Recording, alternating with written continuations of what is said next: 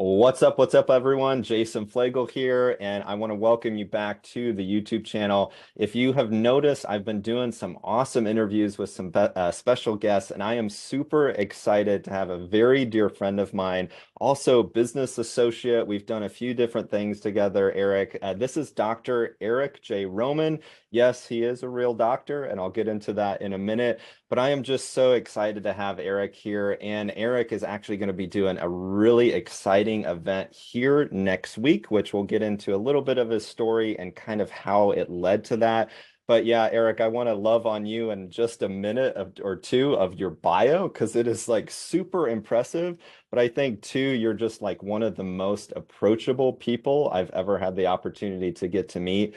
And for everyone watching, if this tells you anything about the type of person that Eric is, I think the first few times, Eric, that we met, I told my wife, I'm like, I don't know who this guy is very well yet, but I'm going to spend the rest of my life like knowing this guy or wanting to work with him. So Amen to that, brother. Amen to that.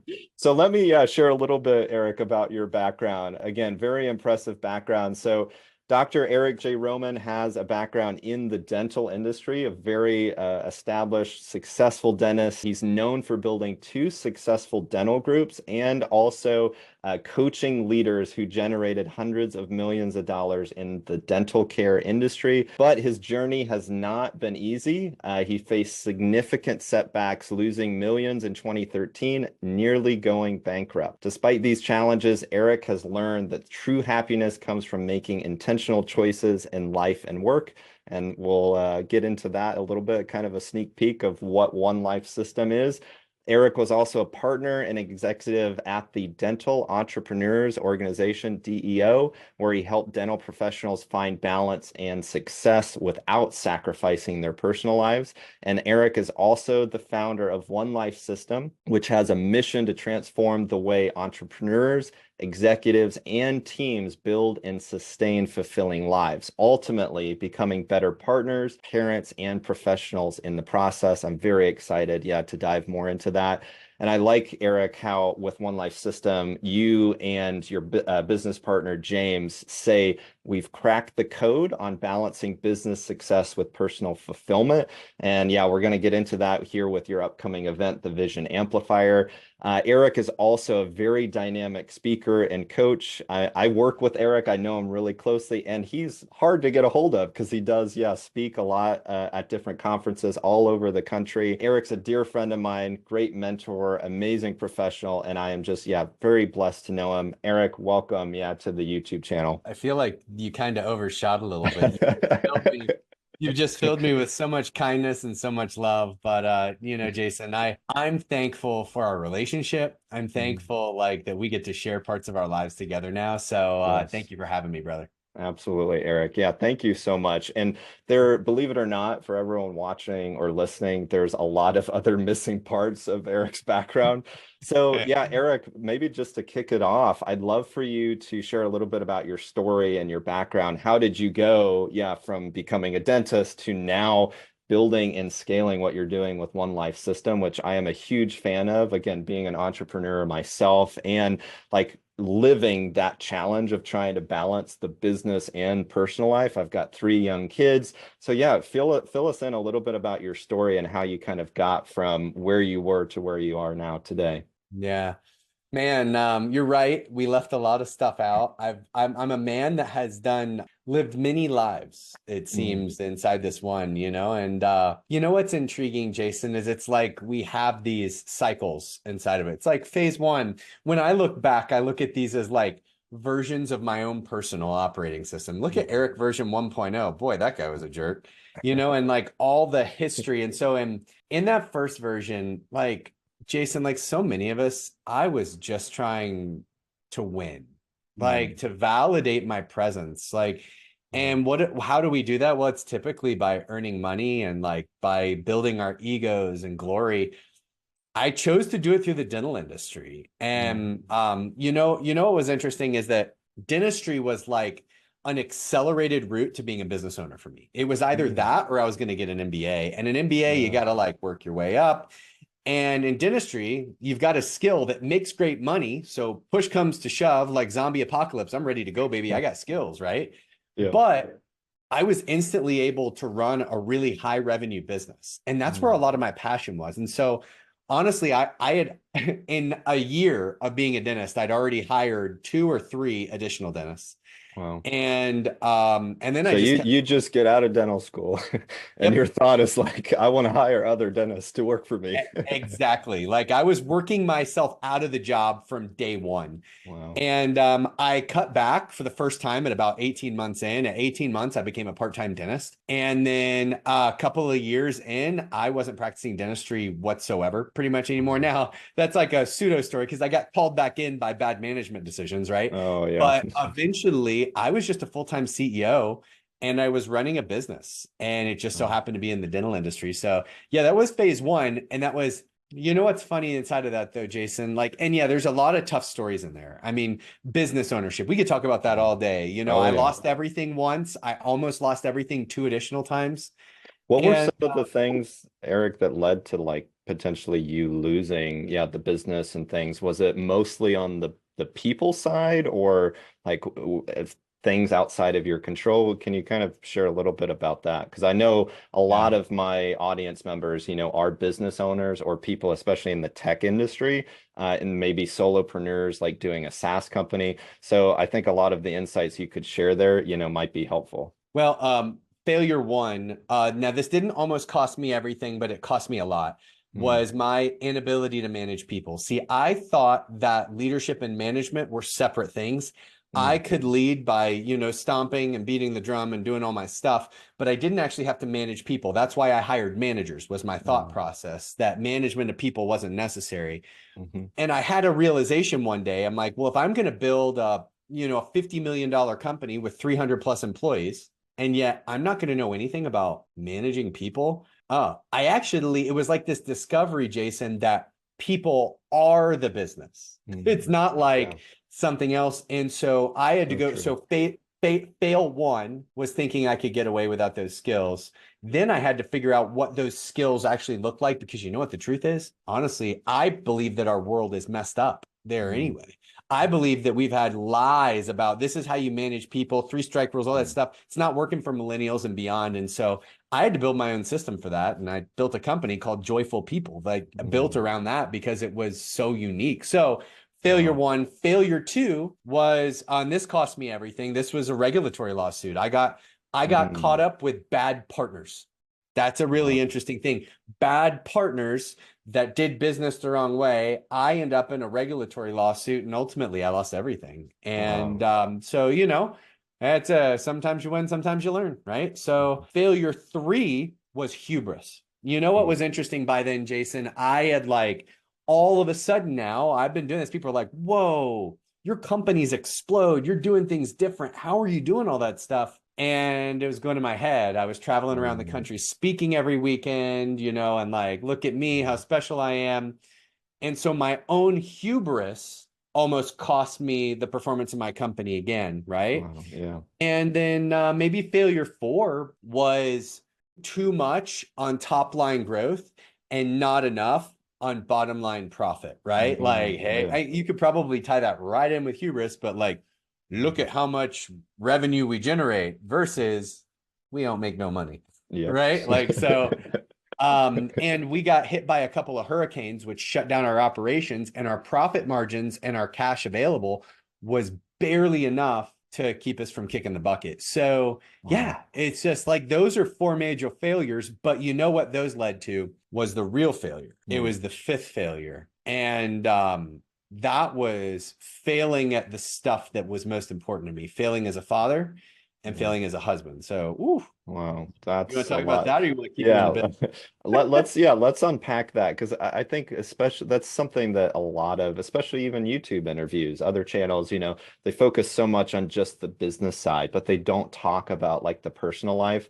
And I think the next question, yeah, I want to get into like the idea of this hustle culture, you know, that's out there, Eric. And like I Yep. am a huge like I do not subscribe to that. I Yeah. unsubscribe from the hustle culture because I'm like, why would I want to live, you know, work 24/7? Like that's not the like I started my business because, and it seems like you did too, Eric, you wanted to have freedom to do like what you wanted to do and what you felt like you were good at doing.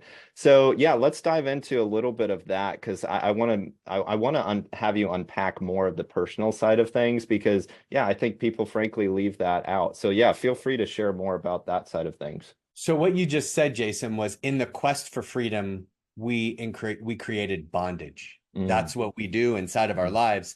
And I would say that is the pervasive model inside of our world right now, or at least at what you and I were brought up in. mhm. How do you get the life that you want a life? You want an experience as a family, like to have certain life journey, right? Yeah. And in order to get that, it requires a level of professional success, Mhm, right? mhm. And so the way that we see it is we can have the life we want if we get the professional success. So the professional success becomes the most important thing. And so who are we serving? Well, we're Yeah. serving professional success, but the theory, and it's just a theory, is that when we get professional success, then we'll have the personal things that we sought after in the first place.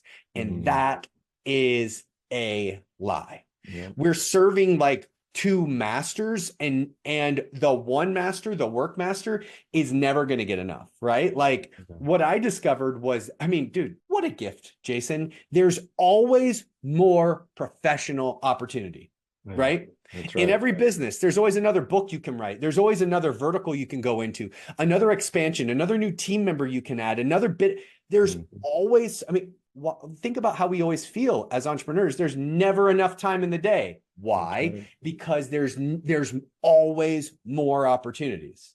Cool, Mhm. but it's not. Because you see that it's a monster inside of our lives that is insatiable. It's Mm, this monster that's saying, give me more constantly, but it's yeah. never enough, right? You give me Mm, more, but it's never enough. There's always more you can do. And our hustle culture perpetuates it. It's like, that's right. Jason, baby, just go, man. Look at what you can do when you push yourself to the limits and you break yourself and you do all this stuff. Hustle, Yeah. hustle, hustle, big guy. But there's a cost, right? Yeah. There's a cost. And so we think then, and you know what? I had this conversation consciously with my wife. Baby, like, I know we got these 5 kids at home. I know how hard it is. But if we want to have all the things we want to have, right?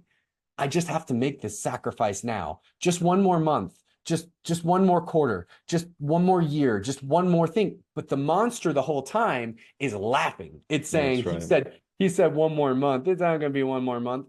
And we had so many cycles of that where my wife was like, okay, okay. And it's just this downward spiral, yeah, that keeps going down.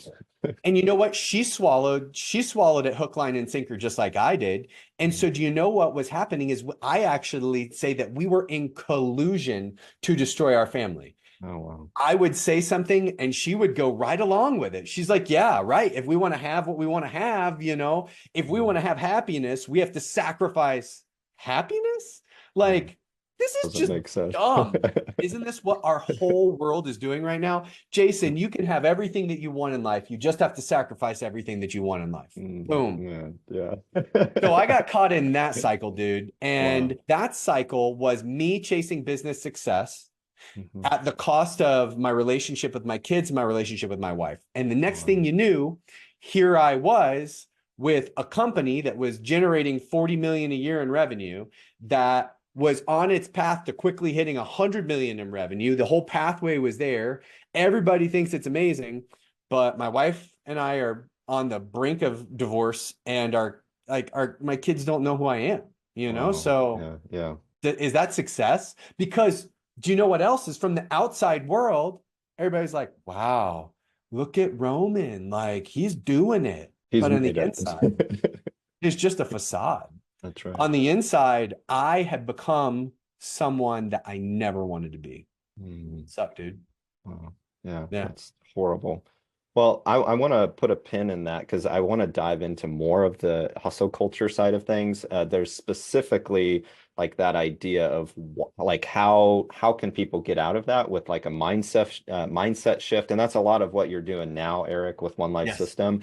But I want to connect and like bring your story full circle. So you had those successful dental practices, then you went to the DEO, and then eventually now you're doing One Life System. But can you kind of fill in the gap there from, okay, I had those Yeah. successful dental companies, like then what happened with the DEO? How'd you get to, yeah, One Life System?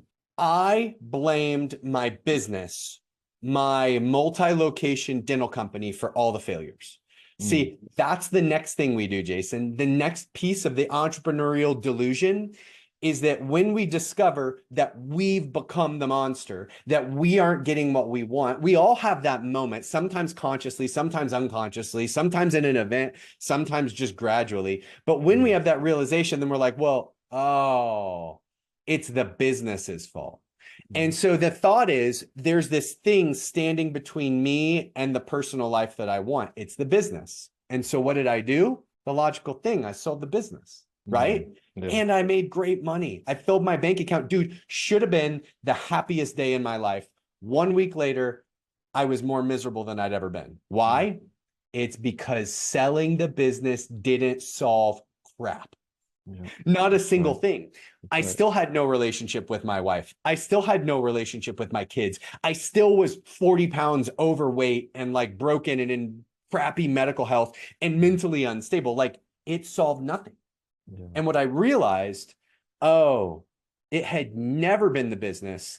It was always me. See, while I'm learning how to manage and lead my teams and my business, nobody had ever taught me how to manage and lead my personal life, myself, and my family to get the results I wanted.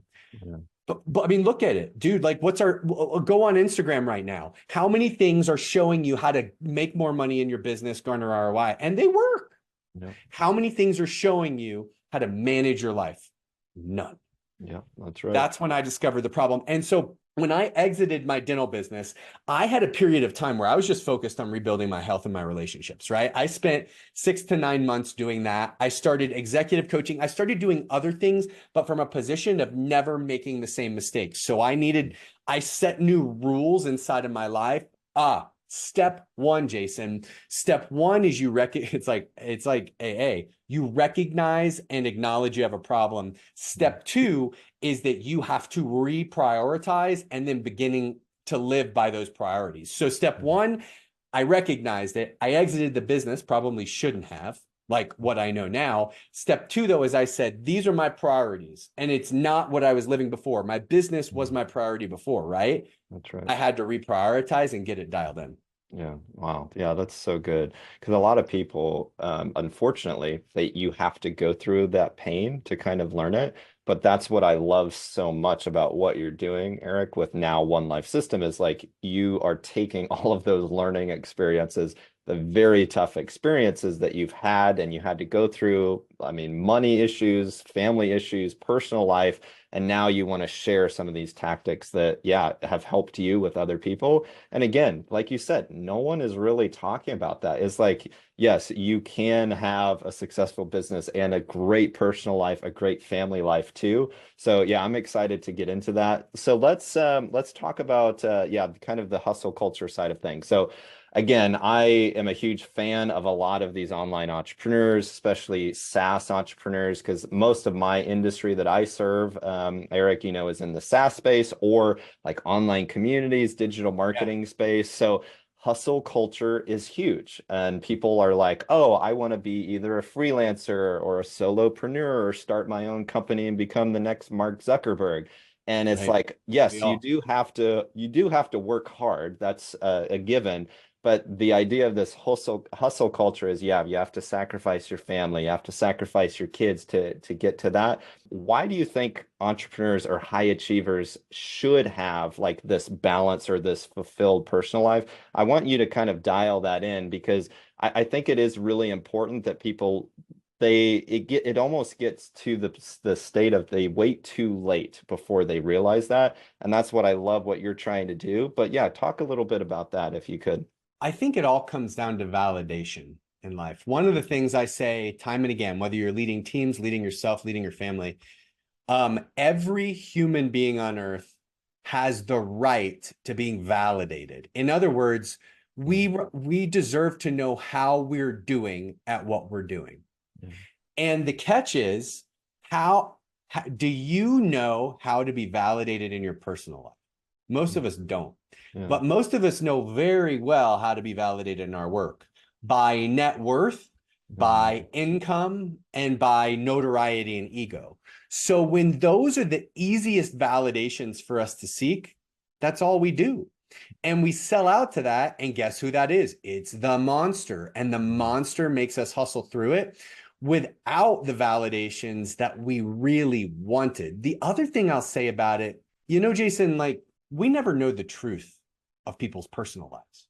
We know the company Mark built, but actually, I mean, you can even watch the movies, which I'm sure filled with, falsehoods.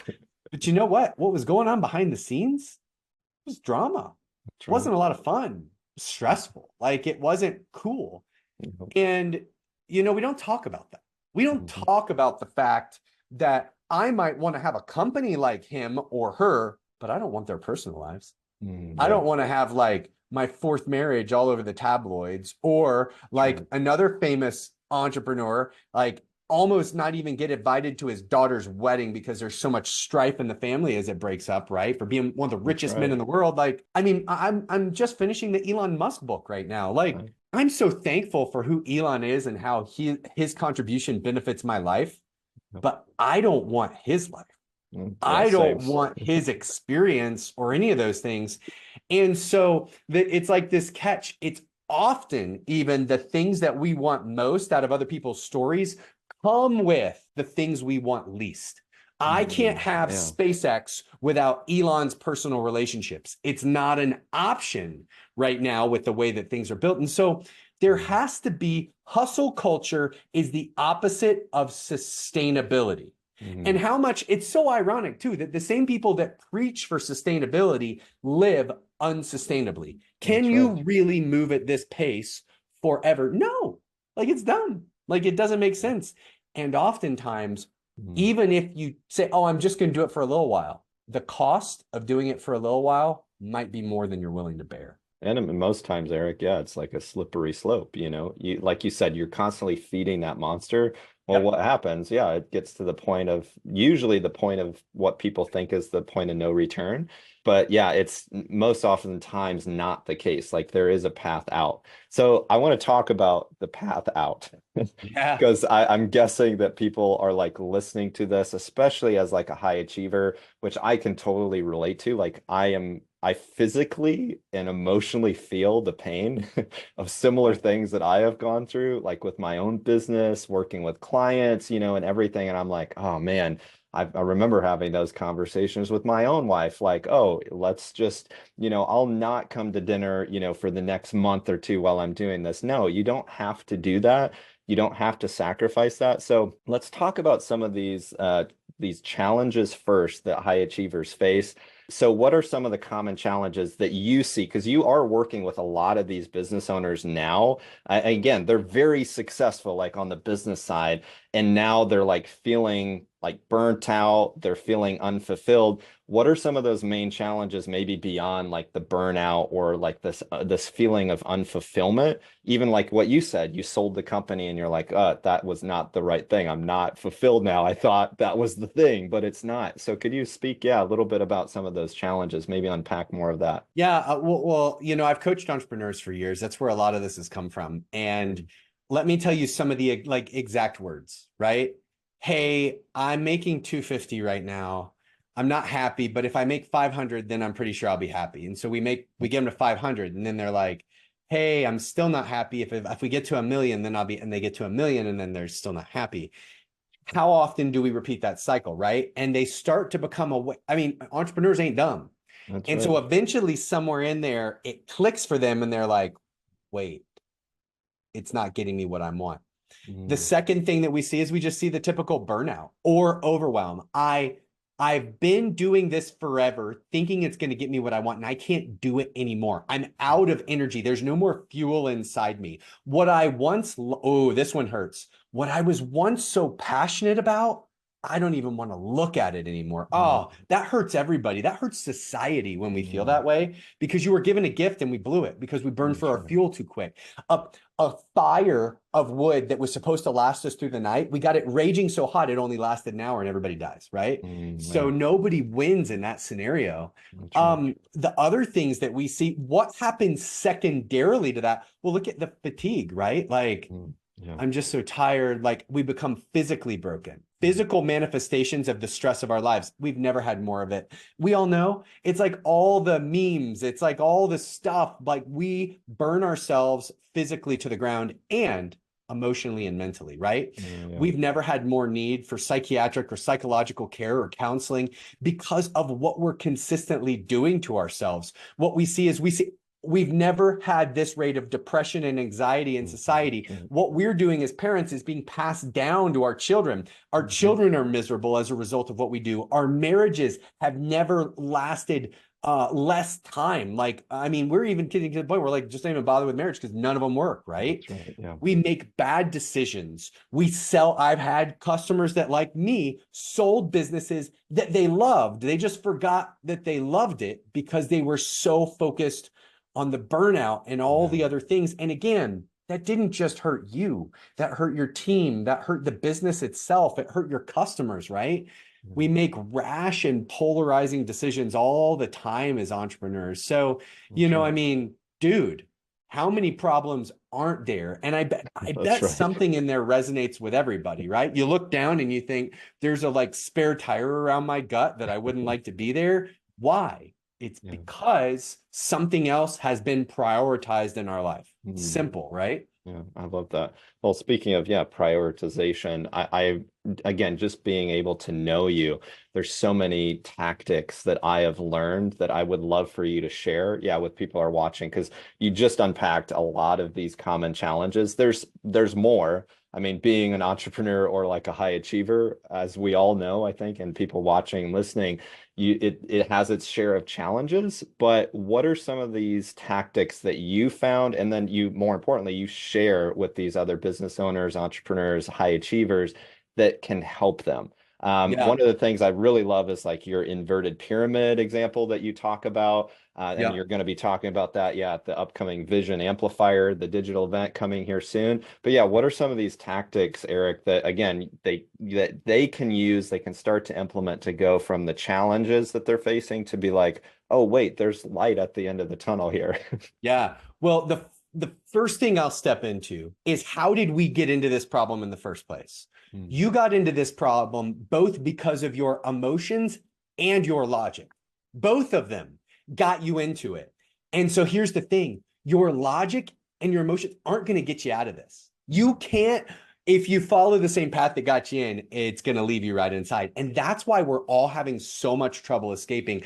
What overcomes logic and emotions? Systems. Successful, healthy systems. Because you aren't going to read a book. It solves this.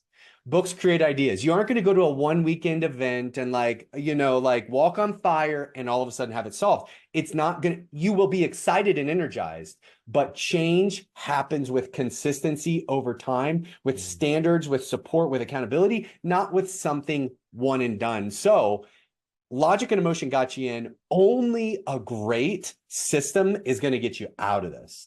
And relative to again, what happened, the pyramid, remember we talked about that insatiable monster, right? You look at your amount of time, energy, and effort, it's all, your best hours, your best energy, your best everything goes to your professional life. Then you have the oh crap moment and you're like, oh, I got people I love in my life that I want to give energy to. Let me find some extra time for them. They know they're second place. That's right. And do they deserve to be? Do you want them to feel that? Well, too bad, they do. Then you get to this other thing that you realize, oh, I ought to work out. I ought to eat a little better. I ought to take care of me, rest me. No, I'm already in overtime. My work's asking for more. It's in first place. I'm giving extra credit to my family. I'll rest when I die, right? And you know what it forms is this inverted pyramid. And inverted pyramids don't stand up. It's illogical. It doesn't work, dude. It's defying physics. And so what I realized is, it sounds crazy. Again, logic and emotion aren't going to win here. You need a system. I flipped the pyramid in my life. And I said, what would happen if I just paid a little bit of attention to me? I don't need much. I don't need much. But when I pay a little attention to me, I have energy. And instead, like I have energy that flows down into the next phase, which was my family. And then, and the people I love, and I could meet their needs from an abundance, not an absence or, scarcity like I had in the first thing. So now my needs are met. Now their needs are met. And you're thinking, well, crap, Eric, that's less time for work. You know what? It might be, but it's more energy for work because now you're operating from abundance. Imagine how it would feel every day, Jason, to operate knowing your needs are met. You feel good, like my body's healthy and strong. And you know what? The people I love are having their needs met too. Heck yeah, I can go to that weekend event and I can crush it, So it's inverts the pyramid to reprioritize over what we've always wanted. See, that's the order of operations, right? So that's kind of the story there. I love that. Yeah, because a lot of people, again, coming back to the hustle culture, like they think, oh, I have to work all the time. And there are in rare cases, people like Elon Musk, that it literally work 90 hours a week or more and can like maintain that. But in almost all situations that I have found, people cannot sustain that for very long. Like you have to have a break. And it also, I know we've talked about this offline here, Eric, but like I'm a huge fan of like understanding personality types and people's like understanding of how they process things. Because I know, again, you're an entrepreneur, like, and a visionary. I am somewhat of a visionary, but I love to like take people's visionary ideas and like make them a reality, which explains like the work that I do. But there are certain things that energize you and like just make you feel full of joy. And I think a lot of people, as a high achiever, if they're like an executive at the company, they can relate to that because they're like, oh, I'm working all the time, but I'm not doing things that, they take time for themselves on things that they enjoy. They go spend some family time. I mean, I was just in Colorado with my own family, and I was like, oh, I feel so recharged after this, just taking some time to like think and process the business or think about these projects. So can you speak to that a little bit too? Like, how does the personality of the person as the high achiever or the executive, how does that come into play too? I mean, it's a societal thing. Like so often we've been trained from the Industrial Revolution on that our value is in the actions, the tasks that we fulfill. But then, inside of this journey, actually a really great book, if people haven't read it, The Second Mountain by David Brooks. But people get to the point where they recognize they climb to the top of the first mountain of doing tasks and winning worldly accolades. And then they realize, oh crap, there's another mountain and it's more beautiful and more attractive than the one I've climbed. And this hasn't been the right mountain. This hasn't been the thing. And our perspective now shifts and we realize that our joy was waiting inside of our uniqueness, inside of who we really are, not fulfilling the tasks that daddy or mommy or whoever told us or the world told us to do, but learning that we're unique. Each of us, you and me and everyone listening, has these unique qualities, and that our joy is waiting in our ability to recognize them and spend the majority of our time inside of that. That's actually where fulfillment is waiting, like in your unique story, when what we're actually trained to do, social media does it, is we're trained to live someone else's story. Just like you said, I want to be the next Mark Zuckerberg. I want to be the next Elon Musk. Too bad. It's not you. That's right. At 9,000 billion to 1 odds, it's you. You're designed. Elon Musk isn't duplicating anything anybody else has done. He's being the first Elon. Heck yes. He's being authentic to his journey, even though his life can be a mess. I'm thankful for it. It's unique. What's unique for you? So, getting those things prioritized, getting like, who are we in the first place, right? Jason, like, who am I really? Every 90 days, it's an exercise I do. I ask myself again, like, how do I have the greatest impact on the world around me and the people around me? I let those people give impact, and then I refine my life to focus my energy into that, right? No, And that's great. so, you know, think about that. That's so cool. Well, there's so much like value in what you just said, Eric. And I want to plug this upcoming event that you've got, this Vision Amplifier, because a lot of what you just said is great. It's information, but there is an application component that comes into play. This upcoming event is the Vision Amplifier. Can you share a little bit about this? Because like everything that you just said is like a system that people can start to implement.